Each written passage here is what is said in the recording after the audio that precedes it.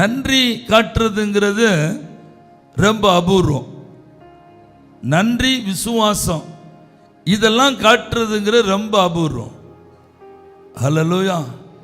999 நன்மை செய்துட்டு ஒரு தீமை செய்தோம்னா அந்த 999 நன்மையும் நம்மை விட்டு காணாமற் போகும். அந்த ஒரு தீமை என்ன செய்யும்? சூரிய பிரகாசம் போல நமக்கு முன்பாக இருந்து பிரகாசிக்கும். ஹல்லேலூயா. தப்பு பண்ணிட்டான், உனக்கு விரோதமாக எழும்பிட்டான். ஹல்லேலூயா. 999 நன்மை செய்திருந்தோம்.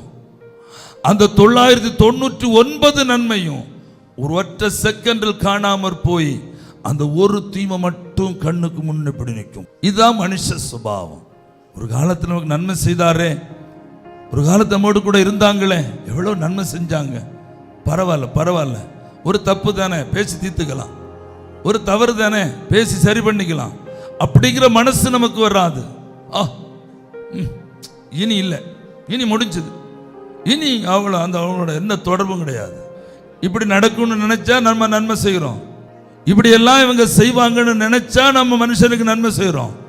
இல்லை, ஆனால் நினைச்சுக்கணும், ஃபியூச்சரில் இவங்களாலேயோ இவங்களோட குடும்பத்தாலேயோ இப்படிப்பட்ட யோபுக்கு வந்தது போல நமக்கு என்ன செய்யும்?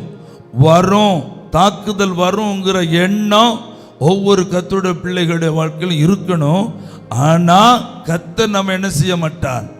விட்டு விலகி போகவே மாட்டார்.